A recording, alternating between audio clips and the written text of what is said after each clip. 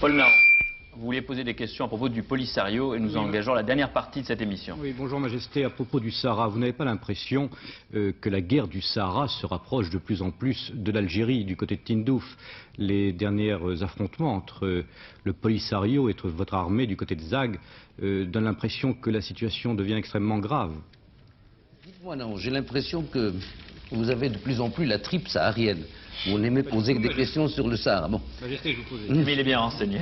Non, non, mais surtout, il est né là, il est né chez nous. Il ne faut pas l'oublier. Ça n'empêche pas d'être objectif. Alors, je voudrais vous tranquilliser. La guerre, effectivement, monte vers le nord parce que, tout simplement, cela prouve que sur le nouveau territoire qui est revenu au Maroc, l'impossibilité pour le Polisario de se déployer ou d'avoir une logistique régulière. Il est donc allé choisir la vallée de l'Ouadra qui constituait l'ancienne frontière entre l'ancien Maroc et le nouveau Maroc.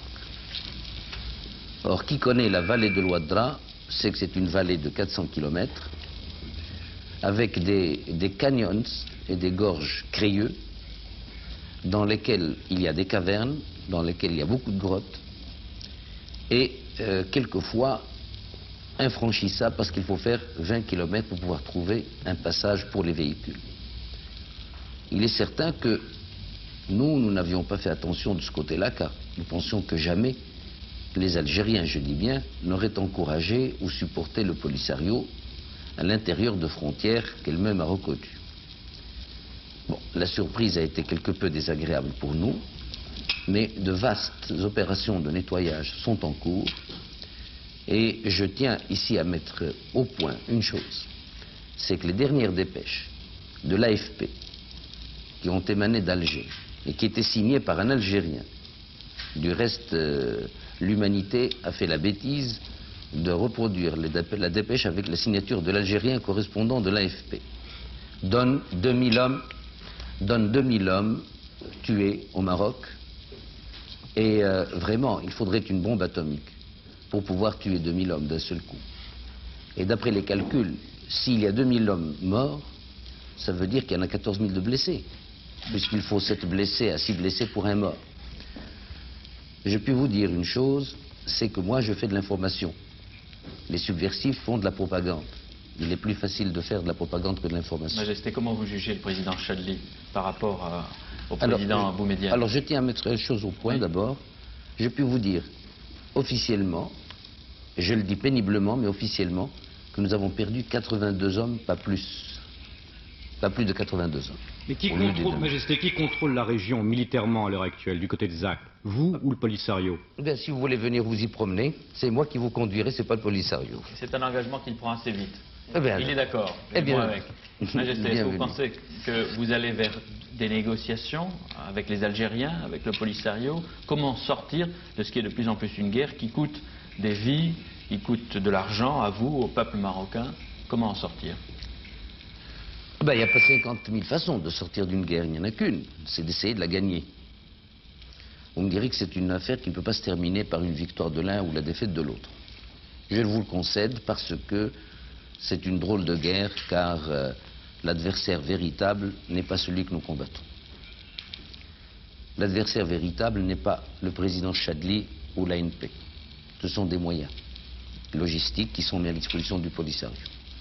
Ce ne sont pas les dollars de Kadhafi qui apportent l'armement quand on veut et comme on veut. Nous sommes en train de nous battre pour défendre une fenêtre africaine et pour défendre une région d'une certaine idéologie. Et il est inimaginable que le Maroc puisse à la fois faire la jonction par le tunnel de Gibraltar entre l'Europe et l'Afrique et à la fois accepter d'être colonisé intellectuellement et politiquement. Nous pouvons être le carrefour, nous ne pouvons être le trait d'union entre l'Orient, l'Occident, le Nord et le Sud que si nous restons marocains, authentiquement marocains, c'est-à-dire libres et aimant vivre en liberté. Voilà la véritable guerre que nous menons. Ça implique une victoire, et s'il n'y a pas de victoire, une longue guerre. Oui. On attend de l'avoir. Oui. Et vous y êtes prêt? Moi, que voulez-vous, je ne puis... Quel est mon rôle au Maroc? Mon rôle constitutionnel et traditionnel et historique, c'est de satisfaire à moindre prix et le plus tôt possible toutes les aspirations de mon peuple.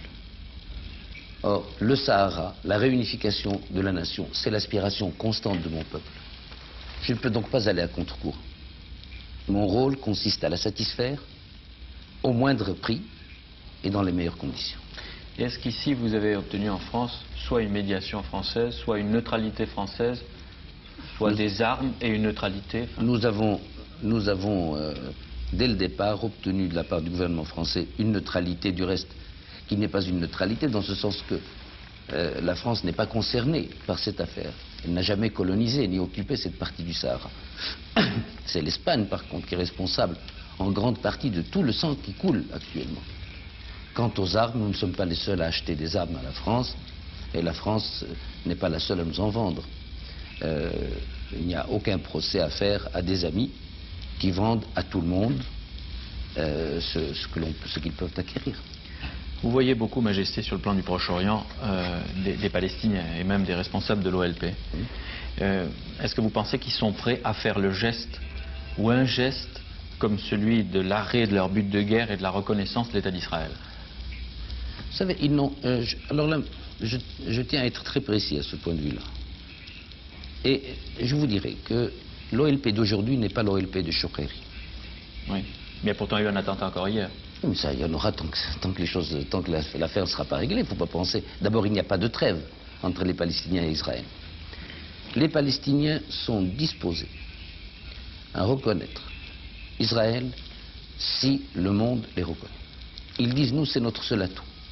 Si on reconnaît, c'est la seule chose que nous pouvons donner, nous ne possédons rien. La seule chose que nous pouvons donner.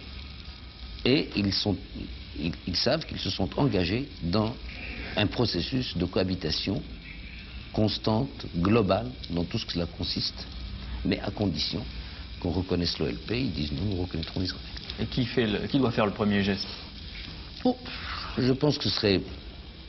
Pourquoi perdre son temps entre le premier et le deuxième? Ça pourrait être concomitant.